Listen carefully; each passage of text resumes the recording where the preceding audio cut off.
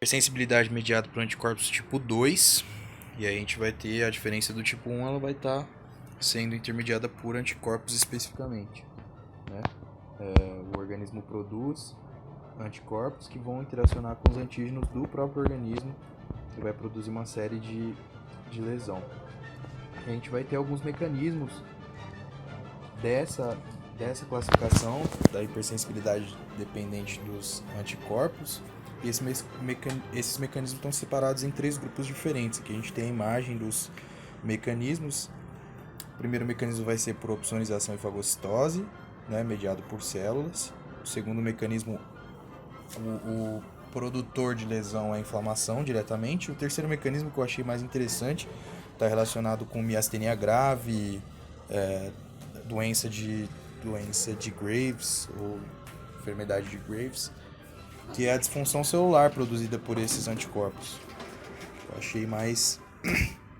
Que eu achei mais interessante. Então, para explicar cada uma delas, a gente vai para opsonização e fagocitose primeiro, e ele explica que as células estão recobertas pelos anticorpos, elas são reconhecidas pelos receptores de FC, né, da fração de cristalização do fagócito, né? Então a gente tem aqui essa junção do receptor de FC do fagócito com a imunoglobulina. No caso, a gente está falando de imunoglobulina IgG, certo? E além disso, então a gente vai ter duas vias aí para essa ativação, né? Duas vias que atuam em conjunto. Então, além disso, a gente tem anticorpos IgM ou IgG que ativam o sistema de complemento, né? Em alguns casos, e o sistema de complemento vai opsonizar aqui a nossa célula, né? Nossa célula que estava sã, sem problema nenhum. E a gente tem no fagócito o receptor para a fração cristalizada da imunoglobulina e o receptor para o sistema de complemento. E aí esse fagócito vai finalmente fagocitar a nossa célula que estava sã, né? Em alguns casos a gente tem a produção também do complexo de ataque à membrana, que são as perfurinas na bicamada lipídica das células. E um outro processo em que a gente vai chamar de citotoxicidade celular dependente de anticorpos, né? E nesse caso, a gente tem as células destruídas por... A gente tem baixas concentrações de imunoglobulina G e a gente tem as células destruídas pelas células efeturas, mas é uma lise sem mecanismo fagocítico. Eu dei um misclick aqui. Sem mecanismo fagocítico, certo? E aí, desde o ponto de vista clínico, o que vai acontecer? Nesses casos aqui, que a gente está falando de opsonização e fagocitose, a gente vai ter alguns padrões aí de destruição, né? Relacionados a diferentes posições do sistema ou diferentes condições. Um deles vão ser as reações de transfusão, né? As rejeições à transfusão sanguínea, onde a gente tem que as células da pessoa doante são incompatíveis com as células da pessoa doante, são incompatíveis e reacionam com os anticorpos pré-formados já da pessoa que recebeu o órgão. Então, o que acontece? A gente tem um doador de fígado que está apresentando certos antígenos de membrana celular nas células do fígado, e a gente tem anticorpos que vão encarar ali aquelas células novas do fígado novo recebido como antígenos e matar ele. Vão opsonizar, né? E a gente vai ter uma reação inflamatória com fagocitose. O segundo caso, né, eritroblastose fetal, que é a enfermidade hemolítica do recém-nascido. Hemolítica, né, destruição das células sanguíneas. E aí a gente entende que neste caso aqui a gente está falando de um recém-nascido, um feto no caso, né, que ainda está dentro da mãe, e esse feto ele vai receber anticorpos ali que vão encarar as células do próprio bebê, as células sanguíneas como células, como antígenos, né? A gente vai ter também a opsonização e fagocitose dessas células. anemia hemolítica, granulocitose, trombocitopenia autoimunitárias também, que os pacientes vão produzir anticorpos contra as próprias células sanguíneas, né, as próprias partículas sanguíneas, e algumas reações medicamentosas.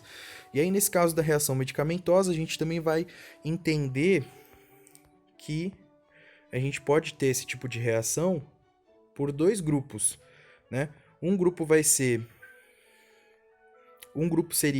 seriam os produtos antigênicos da própria celularidade do humano, daquele indivíduo, e o outro grupo seria um antígeno exógeno como o metabolito de um fármaco, certo? Então, o metabolito daquele fármaco ele é absorvido na matriz celular e ele é demonstrado nos MHCs como um antígeno, e aí a gente tem essa reação de opsonização naquela célula em específico que está mostrando o fármaco. Agora a gente vai mostrar mecanismo de inflamação. Então, como funciona para a inflamação? A gente vai vir para cá, certo? Então a gente tem a inflamação mediada pelo complemento e receptor de FC. E aí, no caso, não está sendo fagocitose, né? A gente está falando de um processo inflamatório. Então, as células que estão apresentando ali seus receptores de FC com a proteína, com a imunoglobulina que está identificando um antígeno, um autoantígeno aí, que não deveria identificar, não deveria ativar as suas reações e matar, vai identificar, mas a gente vai ter a produção aqui de produtos da degradação do complemento, vão ser em específico as anafilotoxinas, né, para o caso de uma reação inflamatória. Então a gente tem C5A e C3A. E aí a gente já entende, né, que C5A e C3A vão estimular a quimiotaxe de neutrófilo, macrófago, monócito, de modo geral, e estimular a lise de enzima, né?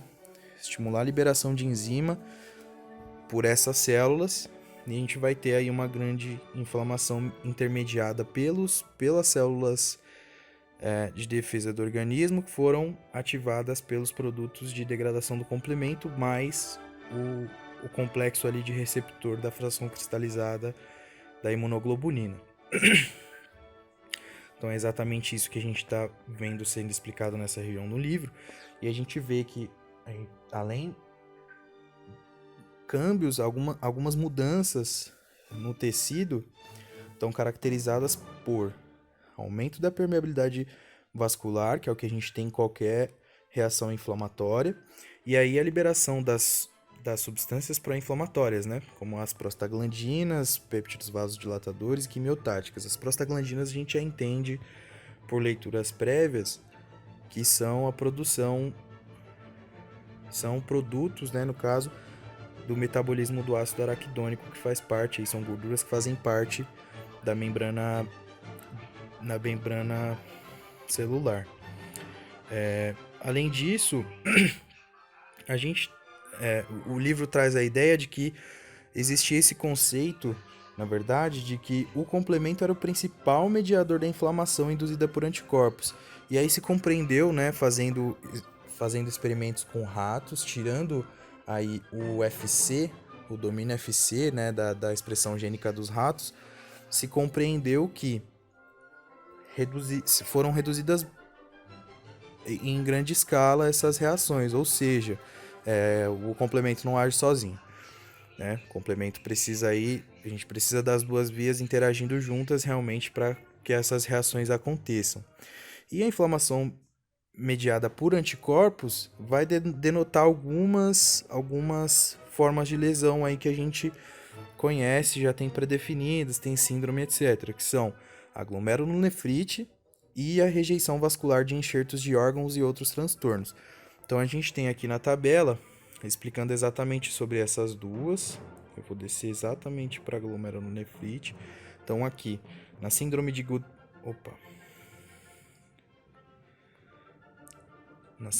Goodpasture, o que a gente tem? Então, síndrome de Goodpasture é a inflamação mediada pelo complemento e pelo receptor de FC, produzindo nefrite. Então, a gente vai ter uma proteína não colagenosa das membranas basais dos glomérulos renais e alvéolos pulmonares, né? A gente vai ter depósito aí de imunoglobulinas nessa região, e aí a inflamação produzida, nefrite e hemorragia pulmonar, né? A gente vai ter a destruição aí desse parênquima e dos glomérulos, certo? Foi citada aqui também a doença de Graves, glomerulonefrite e rejeição, mas a rejeição não está citada aqui na nossa tabela, né?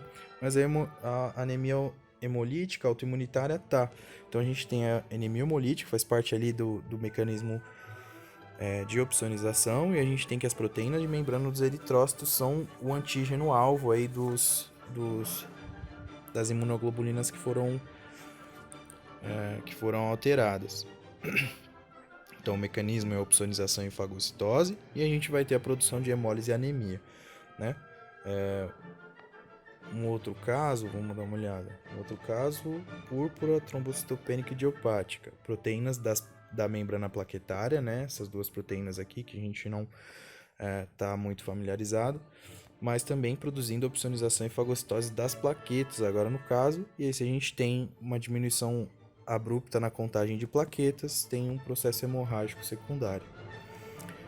E, seguindo para o último mecanismo, a gente vai falar sobre disfunção celular, né? Que é o que eu achei mais interessante aqui no caso. E a disfunção celular, o que a gente tem? Os anticorpos que são dirigidos contra receptores de superfície celular alteram a regulação da função, né? Então, quais são os dois casos clássicos que a gente vai ter? Miastenia grave e doença de Graves. Eu ia tentar pintar aqui o de verde, mas a gente tem miastenia grave e doença de Graves. Como que é o mecanismo para miastenia grave? A gente tem aqui a imagem mostrando. Então eu tenho aqui à esquerda um anticorpo contra o receptor de acetilcolina. E mais à direita, vou até marcar. Aqui à esquerda o anticorpo. E mais à direita a gente tem um receptor, né? O que acontece? A gente vai ter o binding desse receptor com o anticorpo e o anticorpo vai inibir a união, certo? Então vai inibir o ponto de união aqui para os nossos neurotransmissores, ou seja, o neurotransmissor não vai poder fazer o seu trabalho. E aí a gente tem parálise produzida, né? O músculo não vai se movimentar porque ele não recebe estímulo de neurotransmissor. E aqui no caso da doença de Graves, também muito interessante, a gente tem o anticorpo interagindo com o receptor para TSH, tirotropina, Thyroid Stimulating Hormone. Isso aqui é uma célula tiroide. Então, esse anticorpo se une a esse receptor e a gente tem a produção de hormônios tiroideus e uma condição, né, uma apresentação de caso de hipertiroidismo sem hormônio, né? Então, as concentrações de TSH dessa pessoa vão estar reduzidas ou até normais, porém, bom, é o que eu imagino, né, verdade?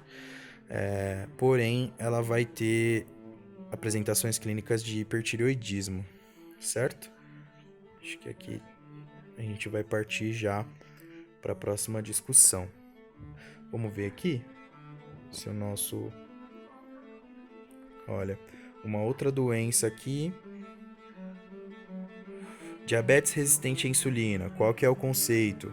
O anticorpo indo lá na posição de binding da insulina e antagonizando, né, o efeito que a insulina teria. Esse aplicativo não é muito legal porque ele fica fazendo isso. Mas antagonizando, então,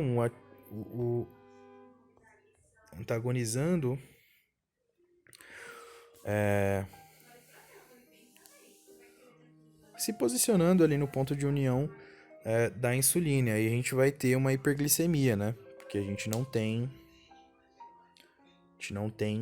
insulina pegando a glicose e levando para dentro do músculo. Que essa é a grande ação da insulina. Muito interessante também.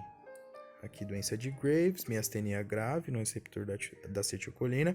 No caso da febre reumática aguda, né? O caso agudo, que a gente tem uma reação inflamatória, então vai ser o nosso segundo mecanismo ali de lesão por hipersensibilidade de tipo 2, uma reação inflamatória e ativação de macrófagos, sobretudo aqui com antígeno essa reação vai ser com o antígeno da parede celular estreptocócica. Então a gente tem que considerar que essa pessoa deve ter tido aí uma infecção estreptocócica anterior e depois o antígeno vai reacionar aí com algumas imunoglobulinas, né, sobretudo IgG e IgM. E a gente tem o caso de artrite e miocardite, que vão ser resultados aí da febre reumática, certo? Alguns casos de vasculite também, vasculite produzida por ANCA, mas acho que já entendemos o conceito. Então, só repassando, vão ser 3 mecanismos de lesão para nossa hipersensibilidade de tipo 2. Opsonização e fagocitose, né, produzida pelas imunoglobulinas IgG e IgG-IgM, também ativando o nosso sistema de complemento e produzindo opsonização e fagocitose. Segundo caso, inflamação mediada pelo complemento receptor do UFC, onde a gente tem a ativação do sistema de complemento e aí um infiltrado leucocitário acentuado, exacerbado, com alta produção de enzimas, alta produção de espécies reativas de oxigênio e uma inflamação exacerbada. Uma inflamação, né? Pode ser crônica, pode ser aguda, mas a gente tem um processo inflamatório acontecendo num lugar que ele não deveria acontecer e de forma a lesionar o tecido. E disfunção celular mediada por anticorpos, que é o que eu achei mais interessante, é o caso da miastenia grave, onde a gente tem um anticorpo se posicionando no lugar do receptor de tal hormônio ou neurotransmissor, no caso da miastenia grave, na posição do neurotransmissor, e a gente tem o neurotransmissor não conseguindo se ligar ao receptor e não estimulando o músculo, parálise muscular, né? Paralisia.